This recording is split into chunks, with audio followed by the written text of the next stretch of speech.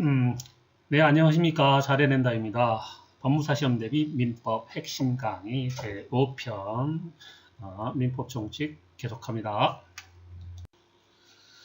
쟁점 6. 부재와 실종 1. 부재자의 재산관리.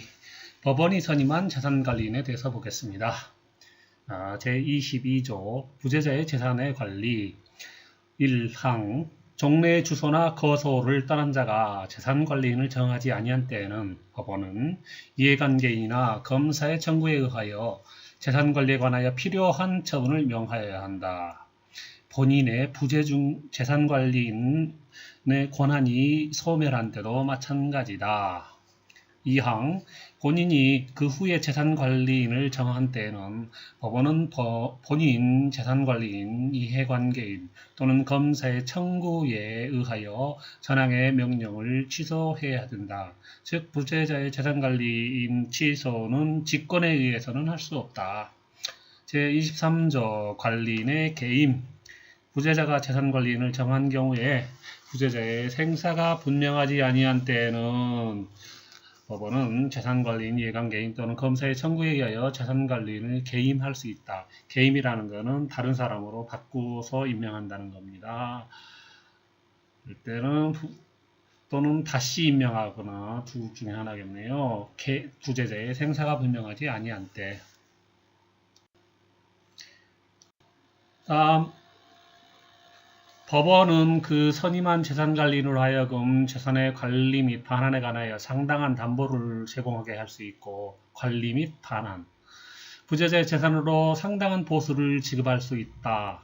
또한 부재자의 생사가 분명하지 아니한 경우에 부재자가 정한 재산관리인에게도 담보 제공 의무를 지우고 상당한 보수를 지급할 수 있다. 상당한 보수를 지급하려면 담보 제공 의무를 지운다. 다음 부재자가 재산관리인을 둔 경우 법원은 원칙적으로 불개입한다. 본인의 부재 중 관리인의 권한이 소멸한 경우 부재자의 생사가 분명하지 아니한 경우에 법원이 관여한다. 부재자 재산관리인은 임의대리인이자 수임인으로서 선관주의, 선량한 관리자의 주의 의무가 있다. 부재자가 재산을 정한 경우에 부재자의 생사가 분명하지 아니한 때에는 법원은 재산관리인, 이해관계인 또는 검사의 청구에 의하여 그 재산관리인을 개임할 수 있다. 또한 개임하지 않고 유임시키면서 감독만 할 수도 있다. 부재자가 재산관리인을 선임하면서 처분권까지 부여하였다면 이후 생사가 분명하지 않게 되었다 하더라도 이 부재자 재산관리인의 처분 행위는 권한을 넘는 행위를 하는 것이 아니므로 법원의 허가를 받을 필요가 없다. 처분권까지 선임 시 부여했다면 처분 행위에는 법원의 허가를 받을 필요가 없다. 법원이 선임한 부재자 재산관리인은 일종의 법정 대리인이다. 본인이 선임한 건 임의대리인이고요. 따라서 법원이 선임한 부재자 재산관리인은 법정 이임관계에 있으므로 선량한 관리자의 의무로서 그 직무를 수행해야 하므로 그 관리행위는 부재자를 위하여 그 재산을 보리게 보존, 리용, 계량하는 범위로 한정된다. 법원은 언제든지 개임할 수 있다. 법원은 법원 자신이 선임한 부재자 재산관리인이기 때문에 언제든지 개임을 할 수 있다. 특이하네요. 다음 재산을 보존, 이용, 계량하는 범위를 넘는 그런 처분행위는 법원의 허가를 얻어야 한다. 또한 그 처분행위는 부재자를 위한 범위에 한정된다. 즉 보리개를 넘는 처분행위는 법원의 허가를 얻어야 되고 부재자를 위한 범위에 한정된다. 부재자 재산관리인이 법원에 매각 처분을 얻었다 하더라도 아무 관계가 없는 제3자의 채무담보만을 위하여 부재자의 재산의 근저당권을 설정하는 행위는 객관적으로 부재자를 위한 것이라고 볼 수 없고 법원은 처분허가 취지에도 어긋나는 것이므로 허용한 권한을 넘는 무효의 처분이다. 네. 아무 관계없는 제3자에 대한 채무담보만을 위한 근저당권 설정행위는 무효.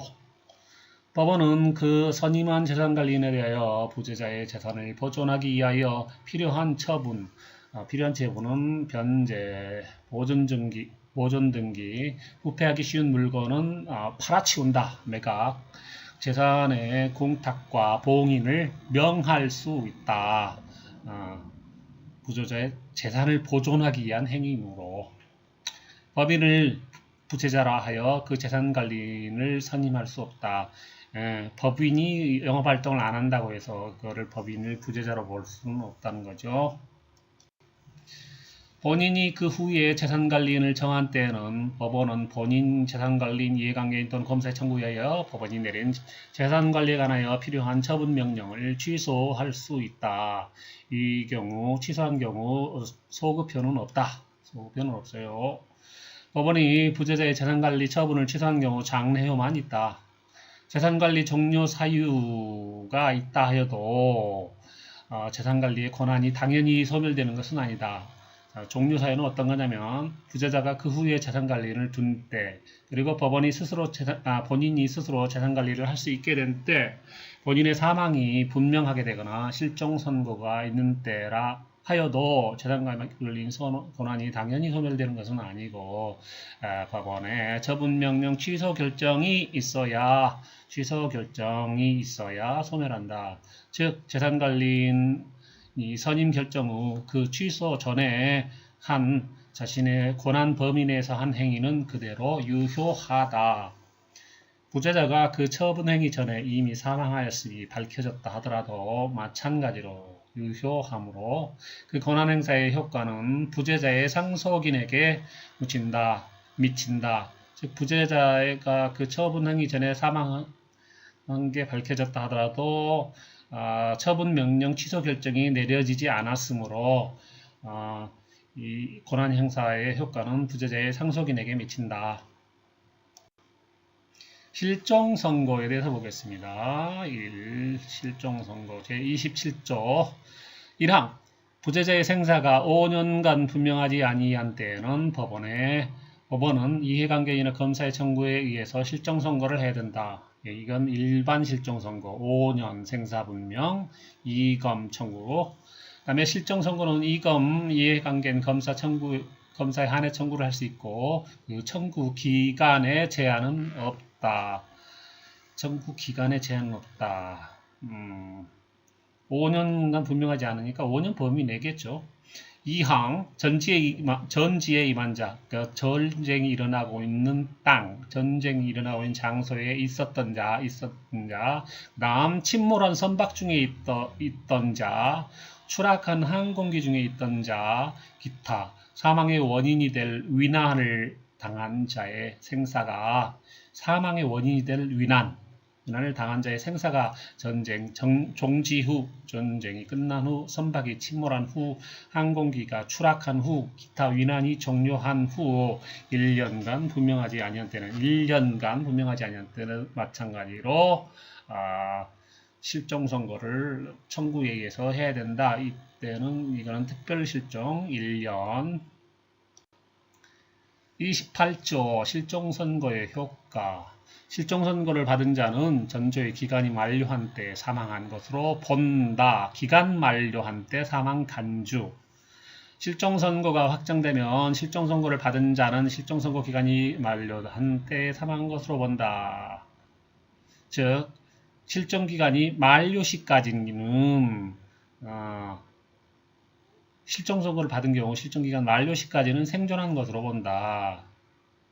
만료 시까지는 생존한 것으로 보고 만료한 때 사망한 것으로 본다.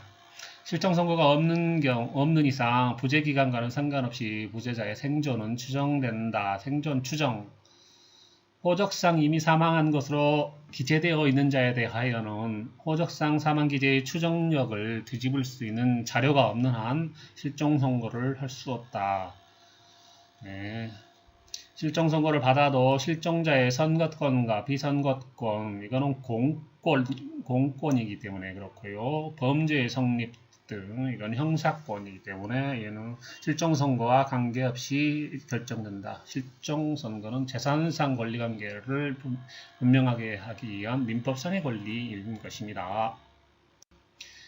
이 실종선고의 취소, 제29조 실종선고의 취소 1항 실종자의 생존한 사실 또는 전조의 규정과 상이한 때에 사망한 사실의 증명이 있으면 생존 사실, 또 상인한테 사망한 사실에 대한 증명이 있으면 법원은 본이검, 여긴 또 본인도 들어갑니다. 실종 선고는 이검의 청구인데요.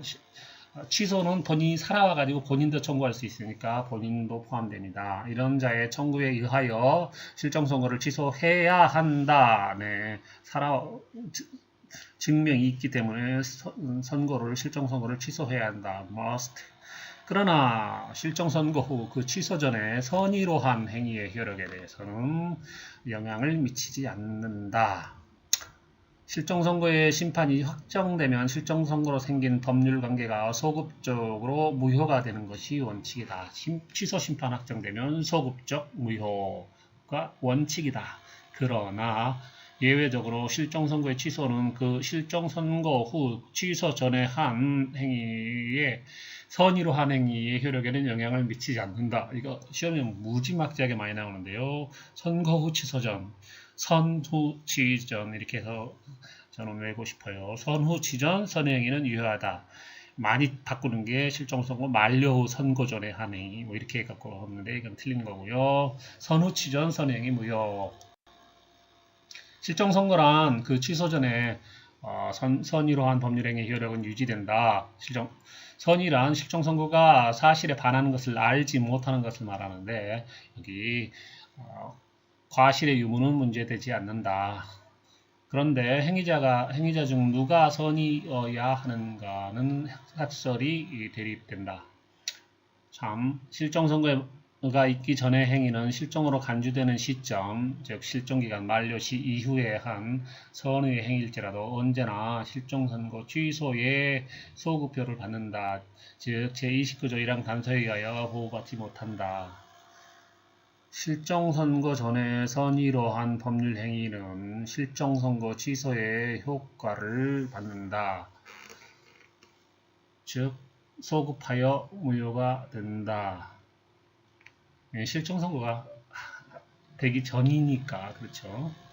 그러나 권리를 취득한 자에게 표현대리, 선의 취득, 시효 취득, 첨부 등 이거는 별도의 권리 취득 요건이기 때문에 이런 요건을 갖춘 때에는 실종 선고 취소와 무관하게 즉 실종 선고 취소에 영향을 받지 않고 권리를 취득할 수 있다. 그 결과 실종자로부터 권리 취득자는 재산을 반환당하지 않는다. 3. 부당이득 반환 2항 실종 선고의 취소가 있을 때 실종의 선고를 직접 원인으로 하여 재산을 취득한 자는 그 사람이 선의인 경우에는 그 받은 이익에 현존하는 한도에서 반환할 의무가 있고 악의인 경우에는 그 받은 이익에 이자를 붙여서 반환을 하고 혹시나 손해가 있으면 이를 또 손해까지 배상하여야 된다. 실종 선고를 직접 원인으로 하여 재산을 취득한 자는 누구냐면은 상속인, 수증자, 생명보험의 수익자 등이고 이 사람들로부터 다시 재산을 취득한 전득자는 포함이 안 된다. 따라서 전득자는 이익을 반환할 필요가 없는 거죠. 부당이익이 안 되는 겁니다. 실종 선고를 직접 원인으로 하여 재산을 취득한 자는 선악의에 관계없이 언제나 반환 의무가 있으며 그의 선악의는 반환의 범위만을 결정한다. 선이라도 받은 이익에 현존하는 한도 내에서는 반환할 의무가 있는 겁니다. 민법 제29조 2항의 규정은 수익자에게만 적용되고 전득자에게는 적용이 없다는 것이 통설이다. 실종 선고로 상속인이 된 자가 그 실종 선고가 취소된 경우에는 그 받은 이익에 이자를 붙여서 반환하고 손해가 있으면 손해를 배상해야 된다. 부재자의 재산관리인이 소를 제기하여 그 소송이 적법하게 계속된 후 당해 부재자 재산관리인이 소를 제기했군요. 그 당해 소송의 당사자에 대하여 실종 선고가 확정된 경우에 실종자가 사망하였다고 보는 시기는 실종기간이 만료한 때라 하더라도 소송상 지위의 승계 절차는 실종 선고가 확정되어야만 비로소 승계 절차를 할 수 있으므로 실종 선고가 있기까지는 소송상 당사자 능력을 상실하는 것이 아니다. 그러므로 소송 절차가 법률상 진행할 수 없게 된 때 즉 실종 선고가 확정된 때에 소송 절차가 중단이 되어서 부재자의 상속인이 이를 수개할 수 있을 뿐이고 이 소제기 자체가 소급하여 당사자 능력이 없는 사망한 자가 제기한 것으로 되는 것은 아니다. 이 소기는 따라서 적법한 소제기다. 4번 실종선고 관련 소송 제30조 동시사망 추정 한번 볼게요. 이거는 2인 이상이 동일한 유난으로 사망한 경우에 동시에 사망한 것으로 추정한다. 자, 실종선고 관련 소송 중에 2014년 판례 하나 볼게요. 친생자 관계 전부 확인 소송 계속 중에 피고가 사망한 경우에 검사로 하여금 피고의 지위를 수개하도록 소송 수개 신청을 할 수 있다. 피고는 아버지예요. 그러면 검사가 이런 친생자 관계 전부 확인은 굉장히 중요한 재판이기 때문에 피고가 사망했다 하더라도 그냥 소송이 끝나는 것이 아니라 검사가 피고 지위를 수개할 수 있다. 이거는 이제 신청을 하는 거죠. 이와 같은 법리는 친생자 관계 전부 확인 소송 계속 중에 피고에 대하여 실종 선고가 확정된 경우에도 마찬가지로 적용된다. 따라서 친생자 관계 전부 확인 소송 계속 중 피고에 대하여 실종 선고가 확정된 경우에는 원고는 실종 선고가 확정된 때로부터 6개월 이내에 이 같은 수개 신청을 해야 된다. 수개 신청은 6개월 이내. 판례 95년 판례 1. 아들이 아버지로부터 부동산을 매수하거나 증여받은 바가 없으면서도 이를 매수하거나 증여받은 것처럼 가장하여 구 임야 소유권 이전 등기에 관한 특별법과 소유권 이전 등기 특별법에 따라서 허위의 보증서 및 확인서를 발급받아 소유권 이전 등기를 마친 것이라면 그 등기의 추정력은 번복된 것으로 봐야 된다. 예. 특별법에 위반해서 허위의 보증서 확인서를 발급받은 것이 소유권 이전 등기를 마쳤다라면 이건 이제 확정이 된 증거가 발견된 거예요. 그때 그 등기의 추정력은 번복된 것으로 보아야 한다. 다음 2번 실종자에 대하여 1950년 7월 30일 이후 5년간 생사가 불명해서 이미 1988년 11월 26일 실종 선고가 되어 확정되었는데도 엄청난 오랜 기간이 지났는데 실종 선고를 했다는 거죠. 이거는 이제 실종 선고의 청구 기간은 제한이 없기 때문에 그렇습니다.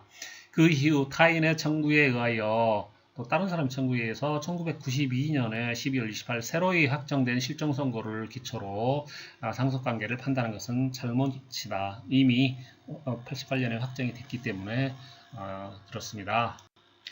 다음 자, 법인에 대해서 배워봅니다. 제3절 법인 1번 비영리사단법인 의 제32조에 보면은 비영리법인의 설립과 허가 학술, 종교, 자선, 기회, 사교 등 기타 영리 아닌 사업을 목적으로 하는 사단 또는 재단, 이걸 비영리 사단 또는 재단이라고 하는데요. 이거는 주무관청의 허가를 얻어 이를 법인으로 할 수 있다. 법률 규정에는 허가라고 나와 있습니다. 그렇지만 학설에서는 이거는 인가의 성격이다라고 얘기를 합니다. 권리 능력 없는 사단도 직접 사단 명의로 등기할 수 있다. 권리 능력 없는 사단도 재산을 소유할 수 있는데 이때는 사원의 총유로 한다. 재산 소유는 권리 능력이 없기 때문에 재산을 소유할 수 있지만 그때는 사원 총유로 한다. 권리 능력 없는 사단의 대표자는 정관 또는 사단총에서 금지하지 아니한 사항에 한하여 타인에게 특정한 행위를 대리하게 할 수 있을 뿐 비법인 사단의 재반 업무를 포괄적으로 위임할 수 없다. 즉 권리 능력 없는 사단의 대표자는 타인에게 특정한 행위를 대리하게 할 수 있는데 그는 정관 또는 사단에서 사원총회에서 금지하지 않는 한 이게 가능하다는 거고요.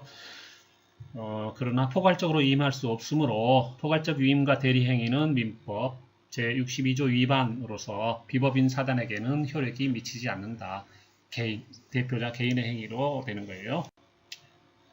법인 아닌 사단도 독자적인 존립 목적과 대표 기관을 갖고 활동을 하는 등 법인 아닌 사단으로서의 실체를 가지고 존립하여 온 경우에는 민사소송의 당사자가 될 수 있다. 권리 능력 없는 사단도 직접 그 사단의 이름으로 부동산에 등기를 할 수 있다.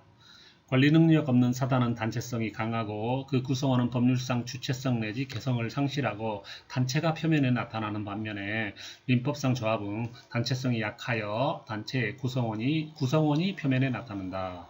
자, 비영리 사단법인의 설립 요건. 그래서 목적은 비영리성이어야 된다. 그리고 설립행위는 정관 작성입니다. 정관의 필요적 기재사항은 목명, 사자, 이사존. 어느 하나를 결해도 빠지면은 정관은 무효이고 그 설립이 허가되지 않는다. 법인의 주소는 사무소의 주소는 주된 사무소 소재지에 있는 것으로 한다. 법인의 주소는 주된 사무소 소재에 있는 것으로 하는 거예요. 그 다음에 주무관청의 허가. 민법은 비영리법인 설립의 허가주의를 채택하고 있다. 허가주의. 비영리 재단법인이 목적 이외의 사업을 하거나 공익을 해야 하는 행위를 할 때에는 주무관청은 그 허가를 취소할 수 있다. 법인은 목적 이외의 사업을 하는 경우에는 주무관청은 그 허가를 취소할 수 있다. 다음 3번 사단법인 또는 법인 아닌 사단의 동일성 판단 기준. 사단법인은 일정한 목적을 위해 결합한 사람의 단체에 법인격이 인정된 것을 말하고 사단법인에서 사원 자격의 득실 변경에 관한 사항은 정관의 기재사항이므로 사원 자격의 득실 변경. 어느 사단법인과 다른 사단법인이 동일한 것인지 여부는 그 구성원인 사원이 동일한지 여부에 따라서 결정됨이 원칙이다. 4번 법인 설립 허가의 취소 가능. 설립 허가 취소가 가능하다는 거죠. 법인이 목적 이외 사업을 하거나 설립 허가의 조건에 위반하거나 기타 공익을 해야 하는 행위를 할 때는 주무관청은 그 허가를 취소할 수 있다. 비영리법인의 목적 달성이 불능하게 되었다는 것은 해산 사유에는 해당할지라도 설립 허가 취소 사유에는 해당하지 않는다. 법인의 사무는 주무관청이 검사하고 감독한다. 8례 2014년 1번 개방이사 1명 등 이사 3명의 임기가 만료되어서 구 사립학교법에 정한 개방이사의 수에 결혼이 있는 상태에서 갑학교 법인의 이사 을 등이 이사회를 개최하여 갑법인의 이사장 병해에 대한 이사장 불신임권 등을 결의하자 이사장인 병이 이사회 결의 효력 정지 가처분을 신청한 사안에서 이사회 결의 당시 개방이사 수에 결혼이 있었다는 것만으로 이사회 구성이 위법하지는 않다. 결론은 이사회 결의 당시 개방이사 수에 결혼이 있었다는 것만으로 이사회 구성은 위법하지 않다. 2번 임기 만료된 이사의 업무 수행권은 이사의 결혼이 있음으로써 법인이 정상적으로 활동할 수 없는 사태를 방지하자는 데 취지가 있으므로 이사 중에 일부의 임기가 만료되었다 하더라도 아직 임기가 만료되지 아니한 다른 이사들로 하여금 정상적인 활동을 할 수 있는 경우에는 임기 만료된 이사로 하여금 이사로서의 직무를 행하게 할 필요가 없고 이러한 경우 이사는 임기 만료로 당연히 퇴임하며 법인의 정상적인 활동이 가능한지는 이사의 임기 만료시를 기준으로 판단해야 되지 그 이후의 사정까지는 고려할 수는 없다. 3번 법인과 이사의 법률관계는 신뢰를 기초로 한 위임유사의 관계이고 위임계약은 원래 해지의 자유가 인정되어서 쌍방 누구나 정당한 이유 없이도 언제든지 해지할 수 있다. 위임은 쌍방 누구나 정당한 이유가 없어도 언제든지 해지할 수 있다. 따라서 법인은 정당한 이유 없이도 이사를 해임할 수 있으며 다만 불리한 시기에 부득이한 사유 없이 해지한 경우에 하나여 상대방에게 그로 인한 손해배상 책임을 질 뿐이지 해지 자체가 무효가 되는 건 아니다. 이 사원총회는 사단법인의 최고 의사결정기관이다. 그렇죠. 사단법인 최고 의사결정기관이고 법인의 최고 의사결정 결정이다 하면 됩니다. 왜냐하면 법인에는 재단법인도 속하는데 재단법인에는 사원총회가 없기 때문에 그렇습니다. 이 사원총회는 필요기관이므로 정관으로 이를 폐지할 수는 없다. 사원총회는 필요기간이지만 상설기간은 아니다. 필요할 때 하는 거고요. 항상 설치되어 있는 건 아니라는 거죠. 그 다음 3. 임시총회 소집은 이사, 임시이사, 소수사원, 즉 5분의 1 이상의 사원, 감사가 소집을 가능할 수 있다. 그러나 특별대리인은 사원총회를 소집할 수 없다. 임시총회 특별대리인은 소집 불가. 4번 총회 권한. 사단법인의 사무는 정관으로 이사 또는 기타 임원에게 위임한 사항 이외에는 총회의 결의에 의해야 된다. 즉, 그러니까 사단법인의 사무는 총회의 결의가 원칙인 거고, 예외적으로 정관으로 이사 또는 기타 임원에게 위임한 사항은 그 사람들이 한다. 특히 정관 변경은 사원 3분의 2의 결의가 필요하고, 임의 해산은 사원 4분의 3의 결의가 필요한데, 이거는 이제 총회의 전권사항으로서 정관에 의해서 박탈할 수 없다. 즉, 정관 변경과 임의 해산은 총회 정권사항이기 때문에 정관에 의해서 박탈할 수 없다. 단지 정관으로 정족수를 달리 정할 수는 있다. 정관 변경과 임의 해산에 관해서는 정관으로 그 정족수를 달리 정할 수 있다는 거네요. 총회의 결의로 사원의 고유권을 박탈할 수 없다. 고유권을 어떻게 박탈하느냐? 제68조 총회의 권한. 사단법인의 사무는 정관으로 이사 또는 기타 임원에게 위임한 사항 외에는 총회에 결의해야 한다. 68조에 나온 거죠. 69조 통상총회. 사단법인의 이사는 매년 1회 이상 통상총회를 소집하여야 된다. 이사가 매년 1회 이상 소집해야 된다. 다음 이거하고 다른 게 70조 임시총회. 사단법인의 이사는 이제 필요하다고 인정한 때, 이사가 필요하다고 인정할 때 임시총회를 소집할 수 있다. 이사가 소집할 수 있고요. 2항 총사원의 5분의 1 이상으로부터 회의의 목적사항을 제시하여 청구한 때에는 그 청구를 받은 이사는 임시총회를 소집해야 한다. 왜냐? 5분의 1이 넘었으니까. 그리고 그러나 이 정수는 정관으로 증감할 수 있다. 함부로 임시총회 소집하는 것을 방지하려고 하면 정관에서 아주 강하게 규정을 할 수도 있겠죠. 3항 전항의 청구가 있은 후, 임시총회 소집 청구가 있은 후 2주간 내에 이사가 총회 소집 절차를 밟지 아니한 때는 그 청구한 사원 5분의 1 이상의 사원, 대표 사원이 있겠죠. 법원의 허가를 얻어 이를 소집할 수 있다. 법원의 허가를 얻어서 소집을 할 수 있다. 제71조 총회의 소집. 총회의 소집은 1주간 전에 그 회의의 목적사항을 기재한 통지서를 발송하고 기타 정관에 정한 방법에 의해 된다. 총회 소집은 회의 1주간 전에 통지를 발송해야 되네요. 제72조 총회의 결의사항. 사원총회는 전조 규정에 의하여 통지한 사항에 관하여만 결의할 수 있다. 통지한 사항에 관해만 결의할 수 있다. 그러나 정관의 다른 규정에 있는 때는 그 규정에 의한다. 제75조 총회 결의 방법.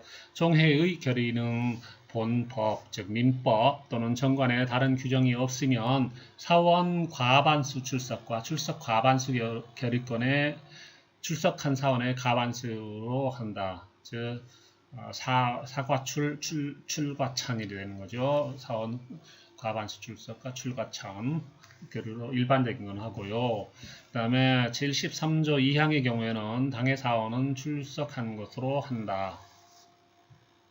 76조 총회 의사록. 총회 의사에 관해는 의사록을 작성해야 된다. 반드시 해야 된다. 의사록. 의사록에는 의사의 경과, 요령 및 결과를 기재하고 의장 및 출석한 이사가 기명 날인해야 된다. 기명 날인은 이름을 쓰고 날인을 해야 된다. 이사는 의사록을 주된 사무소에 비치해야 된다. 주된 사무소에 비치해야 되는 거고, 지점에는 안 해도 되는 거네요. 주되지 않은 사무소. 사단법인의 총회에서 사원은 서면이나 대리인으로 결의권을 행사할 수 있고 그 경우 당해 사원은 출석한 것으로 본다. 이 73조 2항이 이거네요. 자, 서면으로 자기 의견을 결의권을 제출할 수 있고 대리인을 통해서 결의권을 행사할 수 있다는 거죠.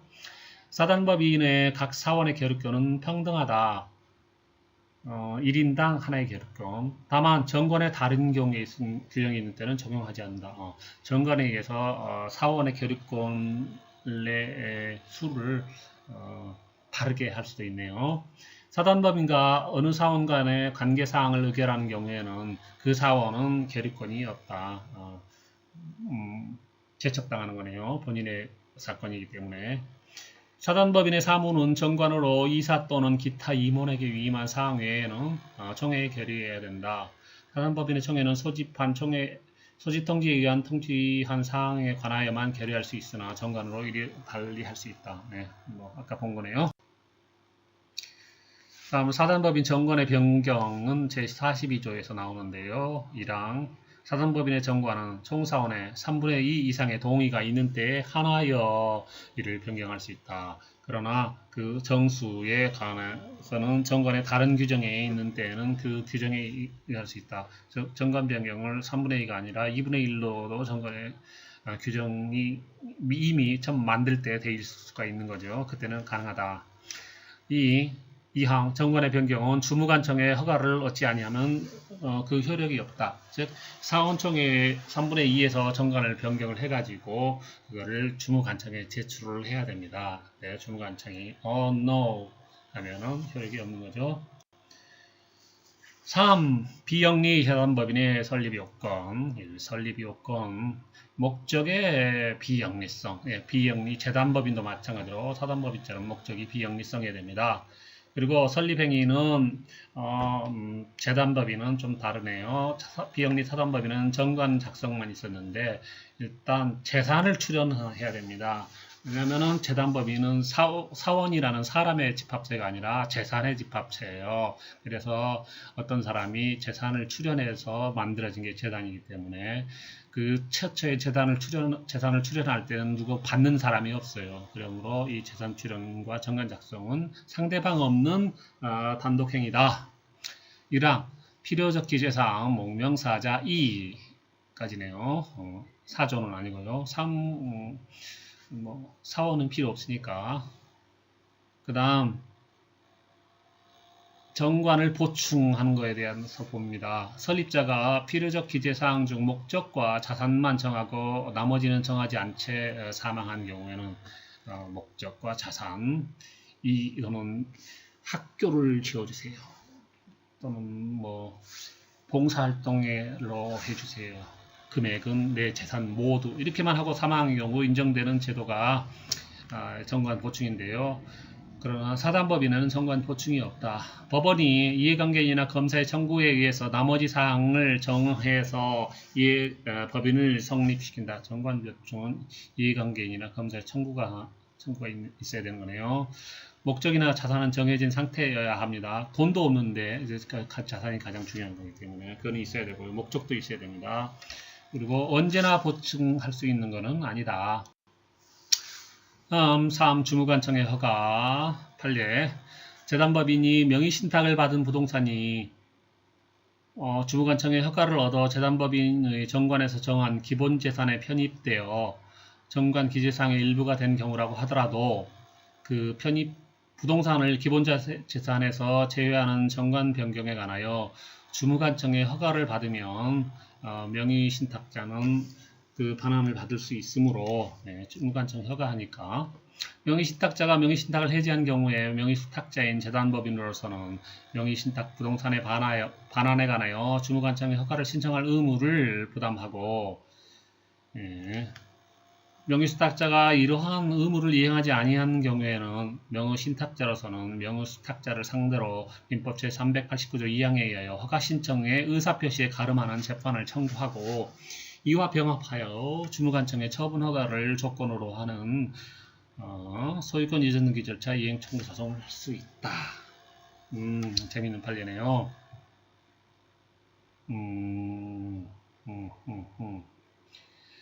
자, 재단법인이 명의신탁을 받았어요. 그러니까는 그 재단을 설립한 그 재산 자체가 애초 그 수탁한 사람이 명의신탁을 한 거예요. 제대로 한 진정한 의도로 한 거 아니고 차명으로 한 것처럼. 그래서 그 명의신탁자가 나중에 변심해서 돌려달라고 하면은 이때 이미 이 재단법인의 기본재산으로 편입되어 있어서 정관기재사항의 일부가 됐잖아요. 그렇지만 기본재산에서 제외하는 정관 변경에 대해서 주무관청이 허가를 했어요. 그러면은 명의신탁자는 부동산을 반환받을 수가 있는데, 그럼 명의신탁자가 이제 반환을 안 하잖아요. 근데 이제 여기 법원의 판단은 명의신탁 부동산의 반환에 관해서 주무관청은 허가를 신청할 의무를 명의수탁자가 재산 반환에 관한 허가 신청 의무를 부담한다는 거예요. 자, 그런 의무 이행은 이제 직접 안 하니까 결국 이제 강제를 들어가야 되잖아요. 그래서 이제 소송으로서 간접 강제를 들어가는데, 이게 어떤 거냐면은 허가 신청의 의사표시에 가름하는 재판을 청구하는 거예요. 그리고 또 소유권 이전 등기 절차 이행 청구를 소송을 한꺼번에 병합해서 제기한다. 그 대신 그거는 조건은 뭐냐면 주무관청이 처분 허가를 한다는 그런 조건으로 주무관청이 처분 허가를 한다고 하면 이 판단의 결론이 나올 때 소유권 이전 등기 절차를 이행해 주세요라는 그런 소송을 제기한다는 그런 판례네요. 그리고 허가 신청의 의사표시에 가름하는 재판에 관한 확정 판결을 받아서 판결 정본이나 등본을 주무관청에 제출한 경우에는 민사집행법 제263조에 따라서 그 재단법인이 직접 허가 신청을 한 것으로 의제되므로, 그렇죠. 재단법인이 안 하고 있었으니까 판결을 받아버렸잖아요. 그럼 직접 허가 신청한 걸로 의제된다. 의제는 간주인데 법률상 인정되는 의제가 이제 의제예요. 그래서 주무관청으로서는 재단법인 내부의 적법한 의사 형성의 여부를 심사하기 위한 자료인 이사회 회의록 4번 등이 제출되지 아니하더라도 그 허가를 거부할 수 없다. 이사회 회의록 당연히 만들어지지 않았죠. 그러니까는 판결로 받아버린 거잖아요. 강제로. 자, 대법원 판례 또 하나 있습니다. 학교법인이 명의신탁 약정에 의하여 명의신탁자로서 기본재산에 관한 등기를 마침으로써 관할청이 기본재산 처분에 관하여 허가권을 갖게 된다 하더라도 이 관청의 허가권은 이와 같은 목적 달성을 위하여 관할청에게 주어진 행정상 권한에 불과하다. 이 관할관청의 명의수탁자인 학교법인이 물권자임을 기초로 학교법인과 사이에 직접 새로운 이해관계를 맺은 자라고 볼 수 없으므로 관할청은 학교법인과 물권관계를 맺은 자가 아니다. 따라서 부동산 실권리자 명의 등기에 관한 법률에 규정하는 제3자에 해당한다고 할 수 없다. 비영리 재단법인 판례 하나 또 봅니다. 오래된 건데, 교회 예배당 건물과 그 부지를 소속교단 명의로 등기한 것이 소속교단에 대한 신표 등의 취지로 한 것으로 일종의 명의신탁에 해당한다. 예배당 건물 부지 교단 명의로 등기한 것은 명의신탁에 해당한다. 재단법인의 기본재산에 관한 사항은 정관의 기재사항으로서 기재사항 변경은 정관의 변경을 처리하기 때문에 주무장관의 허가를 받아야 되고, 따라서 기존의 기본재산을 처분하는 행위는 물론 새로이 기본재산으로 편입하는 행위도 주무관청의 허가가 있어야 유효하고, 그렇군요. 또 일단 주무장관의 허가를 얻어 기본재산에 편입하여 정관 기재사항의 일부가 된 경우라 하더라도, 비록 그것이 명의신탁관계에 있던 것이라 하더라도 이것을 처분 또는 반환하는 것은 정관의 변경을 초래한다는 점에서 주무장관의 허가 없이는 이를 이전 등기할 수 없다. 그래서 재판을 건 거죠. 아까 위에 것처럼. 6. 어떤 재산이 재단법인의 기본재산에 편입되었다고 인정하기 위해서는 그 편입에 관한 주무관청의 허가가 있었음이 먼저 입증돼야 된다. 주무관청 허가를 입증해야 된다 이거죠. 재단법인의 정관에는 그 자산에 관한 규정을 기재해야 되므로 재단법인이 기본재산의 처분은 주무관청의 허가를 얻지 못하면 그 효력이 발생하지 않는 것이지만 그 후에 재단법인이 그 기본재산을 보통재산으로 변경하는 정관 변경에 대하여 주무관청으로부터 허가를 받은 다음 그 재산의 처분 행위를 추인하였다면 종전의 처분 행위는 추인한 때로부터 유효하게 된다. 예. 기본재산 처분을 주무관청 허가를 받지 않았고 그 정관 변경에 대해서 허가를 받았고 그 다음 재산 처분 행위를 추인했다면 그 처분 행위는 추인한 때로부터 유효하게 된다. 재단법인의 존립식이나 해산사유는 정관의 임의적 기재사항이다. 재단법인 존립식이 해산사유, 임의적 기재사항, 정관의 임의적 기재사항. 재단법인을 설립함에 있어서 출연재산이 부동산인 경우 출연자와 법인 사이에는 법인의 성립 외에 등기를 필요로 하는 것은 아니지만 출연자 법인 사이에는 등기 불필요. 그러나 제3자에 대한 관계에 있어서는 등기를 해야만 대항할 수 있다. 등기는 제3자에 대한 대항 요건. 재단법인의 부동산을 출연한 경우 출연자와 재단법인 사이에는 등기 없어도 출연부동산의 소유권이 재단법인에 귀속한다. 출연 의사만 밝힌 것만으로도 그 재단법인의 소유가 돼버리는 겁니다. 재단법인의 설립에 있어서 출연재산이 부동산인 경우 재단과 재단 출연자의 제3자에 대한 관계에서는 이 출연재산이 그 법인에게 귀속되는 시기는 재단법인의 설립 등기 시이다. 제3자는 설립이 등기되어야 그거를 알 수 있기 때문에 그때 제3자에 대해서 대항하기 위해서는 설립 등기 시이다. 재단법인이 설립을 위해 부동산을 출연하는 경우에 재단법인이 소유권 등기를 갖추지 못하였다면 제3자에게 소유권의 취득을 주당하지 못한다. 재단법인의 정관의 변경 방법을 정하지 않는 경우에도 일정한 요건하에 목적 기타 정관의 규정을 변경할 수 있다. 그렇죠? 비영리 재단법인이 목적이 사업을 하거나 공익을 해야 하는 행위를 한 때는 주무관청은 그 허가를 취소할 수 있다. 유언으로 재단법인을 설립하는 때는 출연재산은 유언의 효력이 발생한 때로부터 법인에게 귀속하는 경우 들어본다. 유언의 효력은 출연자가 사망한 때로부터 법인에 귀속하는 것이죠. 1. 재단법인의 정관 변경에 대해서 보겠습니다. 정관은 변경할 수 없는 것이 원칙이다. 그러니까 예외적으로 바꿀 수 있는 거죠. 따라서 정관은 바꿀 수 없다라고 하면 틀립니다.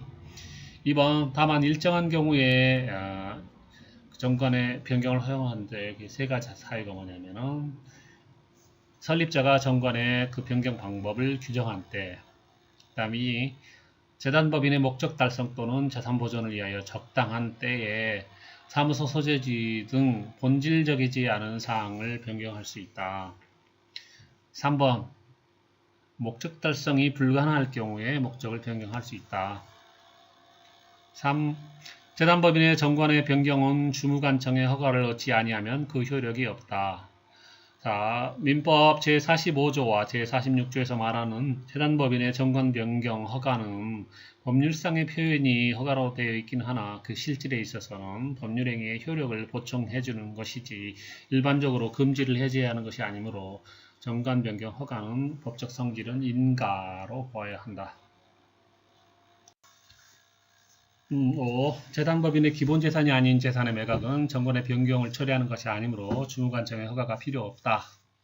재단법인의 정관은 그 변경 방법을 정관에 정화해진 때 하나에 변경할 수 있다. 그렇지는 않죠. 정관의 변경 방법이 정해진 바가 없더라도 목적 달성 또는 그 재산의 보존을 위하여 적당한 때에는 명칭이나 사무소 소재지 같은 간단한 것은 변경할 수가 있습니다.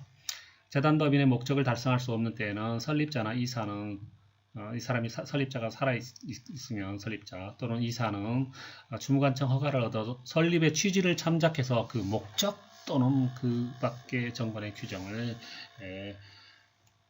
주무관청의 허가를 얻어서 변경할 수 있어요. 주무관청 정관의 변경은 주무관청 허가를 얻지 아니하면 그 효력이 없다. 재단법인의 설립자가 이사의 임면 방법 등을 정하지 아니하고 사망한 때에는 이사의 임면 방법, 이해관계인 또는 검사의 청구에 의해서 법원은 이를 정한다. 제47조 증여 유증에 관한 규정은 재단법인 설립에 관해서 추정이 되는데요. 1항 생전 처분으로 재단법인을 설립할 때는 증여에 관한 규정을 준용하고 2항 유언으로 재단법인을 설립할 때는 유증에 관한 규정을 준용한다. 즉 생전 처분은 증여, 유언은 유증. 법원 판례 불법 점유를 이유로 하여 그 명도 또는 인도를 청구하려면 현실적으로 그 목적물을 점유하고 있는 자를 상대로 해야 된다. 현실적 점유자 상대로 해야 된다. 불법 점유자라 해도 그 물건이 다른 사람에게 인도하여 현실적으로 점유하지 않고 있는 이상 그 자를 상대로 한 인도 또는 명도 청구 소송은 부당하다. 뜬금없는 판례지만 제가 만들어 놓은 자료에 있습니다. 법인의 능력 제34조 법인의 권리 능력 법인은 법률의 규정에조차 정관으로 정한 목적의 범위 내에서 법률의 규정, 정관으로 정한 목적 범위 내에서 권리와 의무의 주체가 된다. 법률이나 정관에 명시된 목적 자체에 국한되는 것은 아니라 그러네요. 그 목적을 수행하는 데 있어서 직접 간접적으로 필요한 행위는 모두 포함된다. 목적 수행에 직간접적으로 필요한 행위는 모두 포함된다. 따라서 목적 수행에 필요한지 여부는 행위의 객관적 성질에 따라서 추상적으로 판단하면 된다.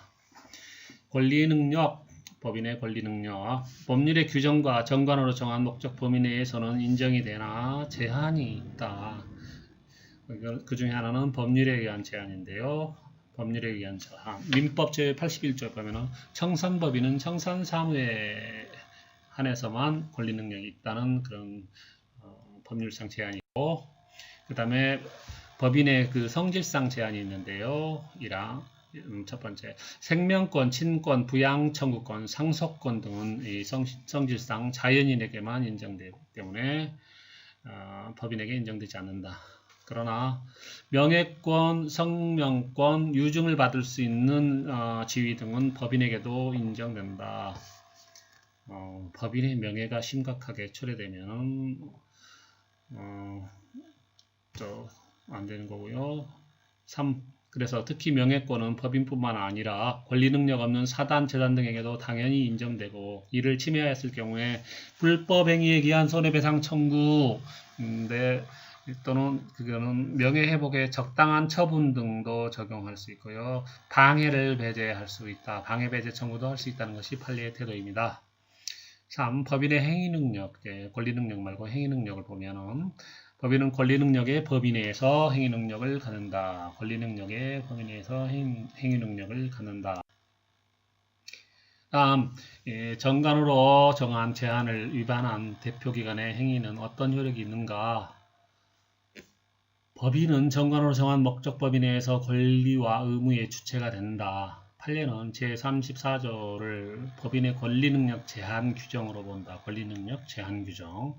따라서 대표기관이 법인의 정관 목적 범위 외의 행위를 한 경우에는 그 행위는 절대적인 무효이고 제126조의 표현대리나 추인이 성립되지 않는다.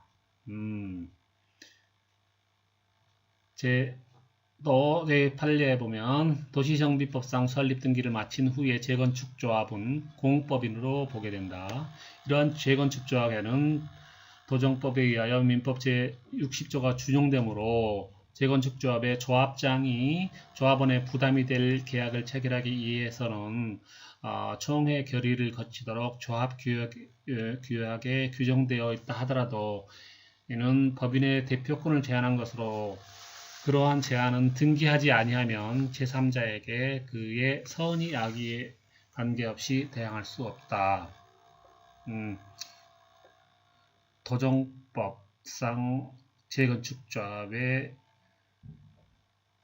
조합장이 조합원의 부담이 될 계약을 체결하기 위해서는 총회 결의를 거치도록 조합규정을 만들었다 하더라도 이러한 제한은 등기하지 아니하면 제3자가 선이건 악이건 간에 그 제3자에게 대항할 수 없다는 판례입니다. 법인의 불법 행위 능력에 대해서 보겠습니다. 제35조 법인의 불법 행위 능력이랑 법인은 이사 기타 대표자가 그 직무에 관하여 타인에게 관한 손해를 배상할 책임이 있다. 이사 기타 대표자는 이로 인하여 자기의 손해배상 책임을 면하지 못한다. 즉 법인이 타인에게 손해배상을 배상을 했다 하더라도 이사는 그 자기의 손해배상 책임을 면하지 못한다. 따라서 법인은 이사에게 구상권을 행사하겠죠. 그 다음 이 법인의 목적 범위 외의 행위로 인하여 타인에게 손해를 가한 때는 목적 범위 외의 행위입니다. 그 사항의 의결에 찬성하거나 의결 찬성, 또 그 의결에 집행을 한 사원, 집행사원, 이사, 기타 대표자가 연대하여 배상한다. 연대 배상 의무. 이거는 부진적 연대입니다. 1. 대표기관의 불법행위에 대해 법인이 책임지기 위한 요건과 직무 관련성을 봅니다. 대표기관의 불법행위에 대해서 법인이 책임지기 위해서는 1. 대표기관의 행위일 것, 2. 직무의 행위일 것, 3. 대표기관이 타인에게 손해를 가할 것을 요한다. 이때 대표기관에는 이사, 임시이사, 특별대리인, 청산인이 있다. 대표기관이 아닌 자의 행위에 관해서는 제756조의 사용자 책임이 문제될 뿐 대표기관의 행위 책임은 상관없다. 가 대표기관 행위일 것, 나 직무상 행위일 것. 자, 직무상 행위, 직무 관련성은 외형 이론에 의해서 판단을 하는데요. 상대방이 법인의 대표자의 행위가 직무에 관한 행위에 해당하지 아니함을 알았거나 중대한 과실로 알지 못한 경우에는 법인에게 손해배상 책임을 물 수 없다. 그리고 선의 또는 경과실로 알지 못한 경우에는 법인에게 손해배상 책임을 물을 수가 있고, 경과실이 있는 경우 법인은 여기서 경과실은 이제 상대방의 경과실이죠. 그런 경우 법인은 과실상계를 주장할 수 있다.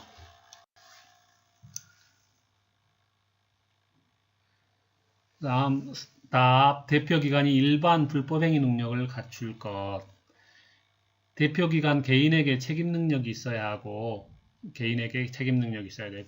고의 또는 과실이 있어야 하며, 가해행위가 위법해야 하고, 피해자가 손해를 입어야 한다. 이런 일반 불법행위 요건. 다음, 이 법인의 불법행위로 인해서 타인의 손해가 발생한 건데, 그 타인의 손해에 관한 이제 내용은 뭡니까? 재개발조합의 대표기관의 직무상 불법행위로 조합에게 과다한 채무를 부담하게 함으로써 재개발조합이 손해를 입고 결과적으로 조합원의 경제적 이익이 침해되는 손해와 같은 간접적인 손해는 민법 제35조에 말하는 손해의 개념에 포함되지 아니하므로 이에 대하여는 법정에 의한 손해배상 청구를 할 수 없다. 네, 직무상 불법행위로 손해가 타인이 아닌 그 조합원에게 발생하는 거기 때문에 이 내부적인 손해일 뿐이고 이거는 간접적인 손해다. 그래서 손해배상 청구를 못 한다는 거죠. 그래서 조합장 잘 뽑아야 됩니다. 대표기관 없는 이사는 법인의 기관이지만 대표기관은 아니기 때문에 대표권 없는 이사이기 때문에 얘는 기관이지만 대표기관은 아니다. 따라서 대표권 없는 이사들의 행위로 인하여 법인의 불법행위가 성립되지 않는다. 자, 이 효과 1. 법인의 책임. 법인의 불법행위가 성립하면은 법인은 피해자에게 그 손해를 배상해야 한다. 손해배상 책임이 발생하는 것이 그 효과죠. 다음, 이 대표기관의 책임. 판례에 보면은 주식회사의 대표이사가 이사의 결의를 거쳐야 할 대외적인 거래 행위에 관하여 이를 거치지 아니한 경우라도 이와 같은 이사의 결의사항은 회사의 내부적 의사결정에 불과하므로 그 거래 상대방은 그와 같은 이사의 결의가 없었음을 알았거나 알 수 있었을 경우가 아니라면 그러한 행위는 유효하다. 그럼 그 거래 상대방이 이 회사는 이 법인은 이사의 결의를 거쳐야 된다는 것을 알고 있었고, 그 다음에 그런 결의가 없었다는 것을 알았다 또는 알 수 있었다, 이런 경우라면 무효가 되는 거네요. 이때 거래 상대방이 이사의 결의가 없음을 알았거나 알 수 있었던 사정은 이를 주장하는 회사가 주장하고 증명해야 될 사항에 속하므로, 특별한 사정이 없는 한 거래 상대방으로서는 회사의 대표자가 거래에 필요한 회사의 내부 절차를 마쳤을 것으로 신뢰하였다고 보는 것이 일반 경험칙에 부합하는 해석이다. 이러한 약정은 병회사에 대한 관계에서 효력이 없다. 이 주식회사의 대표이사가 이사의 결의를 주식회사네요. 대표이사가 이사의 결의 절차를 거치지 아니하고 타인의 채무에 대하여 보증, 기타 이와 유사한 약정을 한 경우에 채권자가 이사의 결의가 없음을 알지 못한 데 대하여 과실이 있는 경우에는 그 보증은 무효지만, 채권자가 과실이 있을 때는 무효지만, 이 경우 그 대표이사가 상법이 정한 이사의 결의 절차를 거치지 아니하여 채권자와의 보증계약이 효력을 갖지 못하게 한 것은 업무의 집행자로서 주의 의무를 다하지 못한 과실행위고, 이사의 결의를 거치지 않고 대표이사의 업무 집행 주의 의무 위반 과실행위. 그 대표이사가 위와 같이 이사의 결의 절차를 거치지 아니하여 그 보증계약이 무효임에도 불구하고 그 보증이 유효한 것으로 오신한 채권자로 하여금 그 거래를 계속하게 하여 손해를 입게 한 경우에는, 이는 주식회사 대표이사가 그 업무 집행으로 인하여 타인에게 손해를 가한 때에 해당하므로, 당해 주식회사는 그 대표이사와 연대하여 주식회사가 대표이사와 연대해서 손해배를 배상할 책임이 있다. 이와 같은 경우 이사의 결의 부존재를 이유로 주식회사에 대한 보증계약의 효력을 부정하면서 회사의 손해배상 책임을 인정한다고 하여 상법 제393조 1항 규정 취지를 몰각하였다고 볼 수는 없다. 또한 불법행위의 피해자가 제3자에 대하여 채권을 가지게 되어 그의 변제를 받는다면 손해가 생기지 않게 되는 그러한 경우에도 피해자는 불법행위자에 대하여 손해배상 청구권을 행사할 수 있으므로, 이의 경우에 채권자가 채무자로부터 변제를 받을 경우 손해를 회복할 수 있게 된다 하더라도 그러한 사정만으로 보증계약을 한 주식회사 및 그 대표이사에 대하여 보증의 무효로 인한 손해배상을 청구하지 못하는 것은 아니다. 최근 판례 2014년 판례, 이사선임의 주주총회 결의에 대한 부존재 확인 판결이 확정되는 경우, 그 결의에 의하여 이사로 선임된 이사들에 의해서 구성된 이사회에서 선정된 대표이사는 이제 소급하여 자격을 상실한다. 즉, 이사 선임 주총 결의가 부존재 판결이 확정됐기 때문에 거기에서 그 이사에서 선임된 대표이사는 소급해서 자격을 상실한다. 따라서 그 대표이사가 이사 선임 주총 결의에 대한 부존재 판결이 확정되기 전에 한 행위는 대표권이 없는 자가 한 행위로서 무효로 된다. 이러한 법리는 부존재 확인 판결이 확정된 주주총회가 개정상법 시행 전에 있었다 하더라도 그 주주총회 결의 부존재 확인 판결이 개정상법의 시행 후에 확정된 이상 그대로 적용된다. 부존재 확인 판결이 확정된 주총이 상법 시행 전에 있었다 하더라도 그 주총 결의 부존재 확인 판결이 개정상법 시행 후에 확정된 이상 그대로 적용된다는 겁니다. 그 다음에 2번 등기 신청권자에게 상법 제39조에 의한 부실등기 책임을 묻기 위해서는 원칙적으로 등기가 등기 신청권자에 의하여 고의 과실로 맞춰진 것임을 요하며, 등기 신청권자가 스스로 등기를 하지 아니한 경우에는 그의 책임 있는 사유로 그 등기가 이루어지는데 관여하거나 그 부실 등기의 존재를 알고 있음에도 이를 시정하지 않고 방치하는 등 등기 신청권자의 고의 또는 과실로 부실 등기를 한 것과 동일시할 수 있는 그런 특별한 사정이 있는 경우에 한하여 예외적으로 그 등기 신청권자에 대하여 상법의 제39조에 의한 부실 등기 책임을 물을 수 있다. 예외적으로 물을 수 있다. 한편 주식회사의 경우에 위와 같은 부실 등기에 대한 고의 과실의 유무는 대표이사를 기준으로 판정해야 된다. 대표이사 기준으로 판정. 대표이사가 아닌 자가 주총 결의 및 이사의 결의 등 외관을 만들고 이에 터잡아 새로운 대표이사 선임 등기를 마쳤으나 주총 소집 절차 및 결의 방법이 총의 결의가 존재한다고 볼 수 없을 정도로 중대한 하자가 있어서 그 결의가 부존재한다고 인정될 경우에는 주주총회의 개최와 결의가 존재하나 무효 또는 취소 사유가 있는 경우와는 달리 그 새로운 대표이사 선임에 관한 주식회사 내부의 의사결정이 존재하지 아니하여 등기 신청권자인 회사가 그 등기가 이루어지는 데 관여할 수 없었으므로 달리 회사에 적법한 대표이사가 그 부실 등기가 이루어지는 것에 협조, 묵인하는 등의 방법으로 관여하였다거나 그 부실 등기의 존재를 알고 있었음에도 시정하지 않고 방치하는 등 이를 회사의 고의 또는 과실로 부실 등기를 한 것과 동일시할 수 있는 특별한 사정이 없는 한 회사에 대하여 상법 제39조에 의한 부실 등기 책임을 물을 수 없다.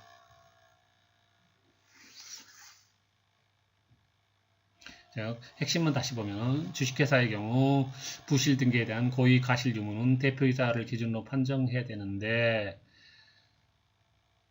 이 주총 소집 절차 또는 결의 방법에 총회가 결의가 존재하지 않는다고 볼 수 없을 정도로 중대한 하자가 있었다면 그 결의가 부존재한다고 볼 수 있는 것이기 때문에 이때 이 새로운 대표이사 선임에 관한 주식회사 내부 의사결정이 존재하지 아니하여서 이 등기 신청권자인 회사가 그 등기가 이루어지는데 관여할 수 없었으므로 이러한 이제 부실 등기는 회사가 고의 또는 과실로 한 것과 동일하게 볼 수 없다. 따라서 회사에게 부실 등기 책임을 물을 수 없다는 판례네요. 자, 비법인 사단의 대표자가 직무에 관하여 타인에게 손해를 가한 때에도 직무에 관하여 비법인 사단 대표자가 그럴 때도 법인의 불법행위 책임에 관한 규정이 유추 적용된다.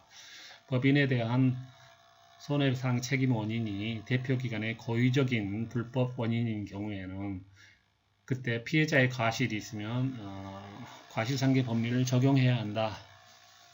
대표기관의 행위가 직무집행에 관한 것이 아니라는 점에 대하여 상대방이 알았거나 또는 중대한 과실로 알지 못한 경우에는 법인에게 손해배상 책임을 물을 수 없다. 대표 권한이 없는 이사는 법인의 그냥 일반 이사이기 때문에 법인의 기관이긴 하지만 대표기관이 아니기 때문에 그의 행위로 인하여 법인의 불법 행위가 성립되지는 않는다. 대표기관이 법인의 목적 범위 내에서 타인에게 불법 행위를 가한 경우라고 볼 수 없다면 법인 자체에 불법 행위가 된다고 볼 수 없다.